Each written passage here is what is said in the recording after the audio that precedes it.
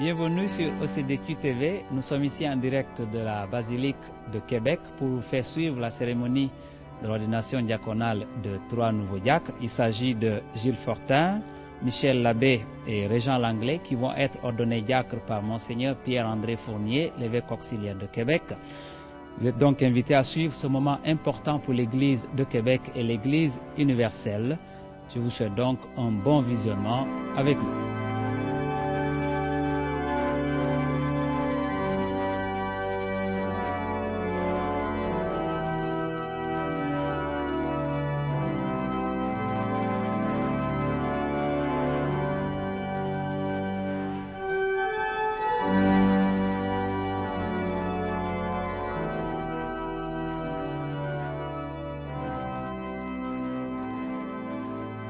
Que ceux qui vont être ordonnés diacres s'avancent. Gilles Fortin, Michel Labbé, Régent Langlais.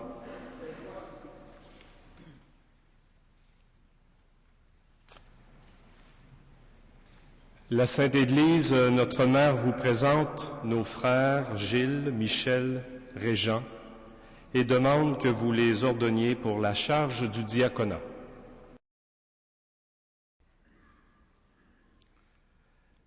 Fils bien-aimé, avant d'être ordonné diacre, il convient que vous déclariez devant l'Assemblée votre ferme intention de recevoir cette charge. Voulez-vous être consacré à la diaconie de l'Église par l'imposition de mes mains et le don du Saint-Esprit? Oui, je le veux. Voulez-vous accomplir votre fonction de diacre avec charité et simplicité de cœur pour aider l'évêque et ses prêtres et faire progresser le peuple chrétien? Oui, je le veux. Voulez-vous, comme dit l'apôtre Paul, garder le mystère de la foi dans une conscience pure et proclamer cette foi par la parole et par vos actes, fidèles à l'Évangile et à la tradition de l'Église? Oui, je le veux. Voulez-vous garder et développer un esprit de prière conforme à votre état et dans la fidélité à cet esprit, célébrer la liturgie des heures en union avec le peuple de Dieu, intercédant pour lui et pour le monde entier? Oui, je le veux. Voulez-vous vous conformer toute votre vie à l'exemple du Christ, dont vous prendrez sur l'autel le corps et le sang pour le distribuer aux fidèles? Oui, je le veux, avec la grâce de Dieu. 3 arbres ne constituent pas une forêt, mais ça donne quand même un beau paysage. Vous semblez tellement heureux, C'est une soirée magnifique, hein? De voir là, trois hommes comme ça qui sont prêts à se donner encore davantage pour le royaume de Dieu, pour les pauvres, pour l'Église. Alors comment ne pas être dans la joie? Puis en même temps, de voir que cette belle célébration, aussi pour la première fois, elle est sur le web. Puis il y a des gens qu'on peut saluer là. Alors ça, c'est magnifique parce que surtout une soirée de mauvais temps, beaucoup de parents et d'amis qui étaient déjà inscrits n'ont pas pu venir.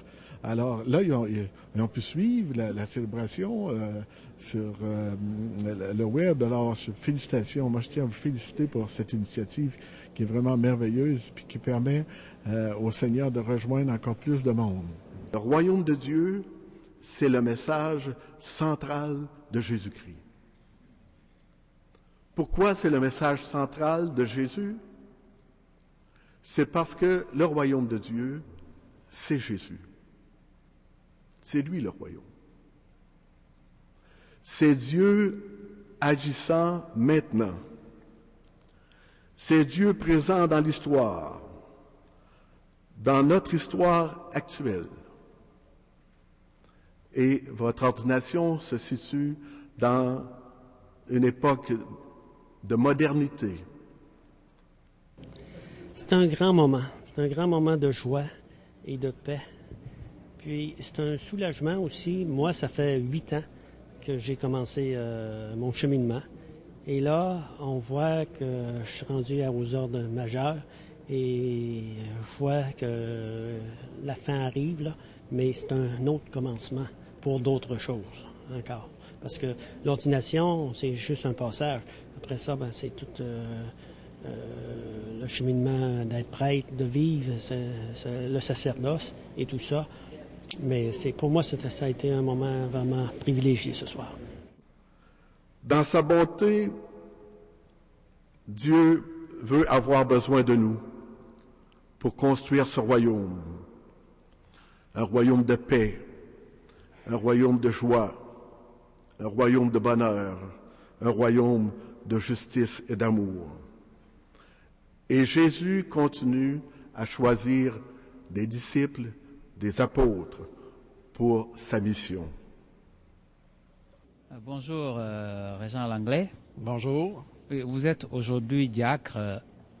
Qu'est-ce qui fait qu'on a envie de devenir diacre à 60 ans? Qu'est-ce qui fait qu'on a envie de devenir diacre? C'est lorsque Dieu vient nous rencontrer et qui, à une quinzaine d'années, toute ma vie a changé complètement. Et cet appel-là, je le vivais depuis un enfant. Et là, elle est revenue à l'âge de 45 ans. Et après m'avoir battu encore quelques temps avec, j'ai décidé de dire oui et de dire me voici. Lorsque je les ai rencontrés tous les trois, j'ai pu voir comment leur cœur était chaud, comment ils étaient heureux de faire ce pas avec le Seigneur, de se donner encore davantage. Et ceci nous remplit, nous aussi, ce soir, de joie, de communion, de vie dans le ressuscité. Cette miséricorde de Dieu que vous avez expérimentée dans votre vie, vous voulez la proclamer sur tous les toits, à temps et à contre-temps, confiant que le Seigneur qui fait fructifier votre action sera toujours présent. C'est un beau témoignage, puis en même temps, ça vient nous rappeler que on a longtemps eu une perception souvent que ceux qui répondaient à un appel comme celui-là, c'est des jeunes hommes de 20 ans, 25 ans. Nous en avons encore, puis on souhaite en avoir encore.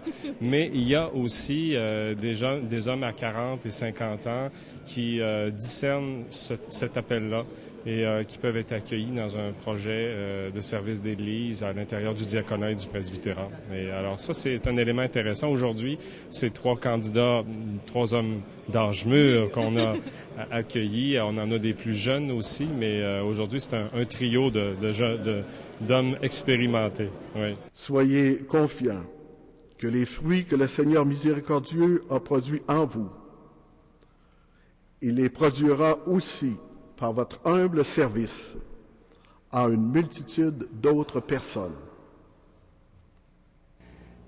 J'ai été vraiment très impressionné et très ému, d'autant plus que l'ordination avait lieu ici dans la basilique cathédrale Notre-Dame. Et j'ai été pendant longtemps animateur au grand séminaire et de voir à chaque fois, je reste comme si c'était à la première ordination à laquelle j'assistais. J'ai participé à plusieurs, mais j'étais vraiment ce soir dans une espèce, je dirais, d'intériorisation de cette ordination-là, en écoutant des textes qui sont tellement beaux, et d'autre part, en voyant ces trois séminaristes que j'ai bien connus, que j'ai eus comme étudiants à la faculté de théologie, tous les trois, et je voyais un peu, je dirais, l'espérance pour l'avenir, la confiance aussi dans l'avenir. Monseigneur Fournier parlait de François de Laval qui il faut développer la confiance et la force, et j'ai senti un peu cette infusion de confiance et de force dans notre Église d'aujourd'hui par la puissance de l'Esprit Saint à travers ceux sur qui l'Esprit Saint était donné aujourd'hui. Au grand séminaire, vous avez près de la salle à manger ces mots de François de Laval. Il faut mettre notre confiance et notre force en Dieu. C'est une phrase très importante dans la vie de François de Laval. Mettre notre confiance, c'est lui qui fait fructifier.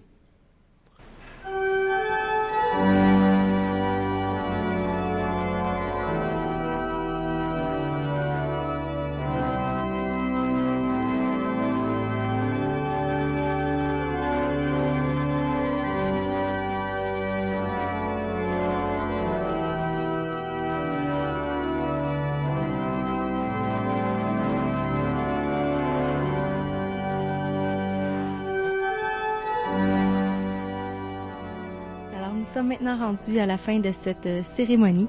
Donc, en ce vendredi 1er février, vous avez eu la chance, tout comme moi et plusieurs téléspectateurs, d'assister à l'ordination de 3 personnes. Donc, j'espère sincèrement que cette cérémonie vous a plu.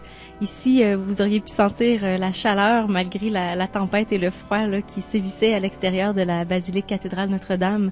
Donc, j'espère que pour vous, ça a été un bel événement, un témoignage d'espoir, de constater que des hommes d'âge mûr, effectivement, décident de consacrer, de donner leur vie pour Jésus-Christ Sauveur. Donc, un sincère merci de vous être joints à nous. Nous sommes enchantés et nous espérons que cette émission vous a plu. Alors, merci. Au plaisir.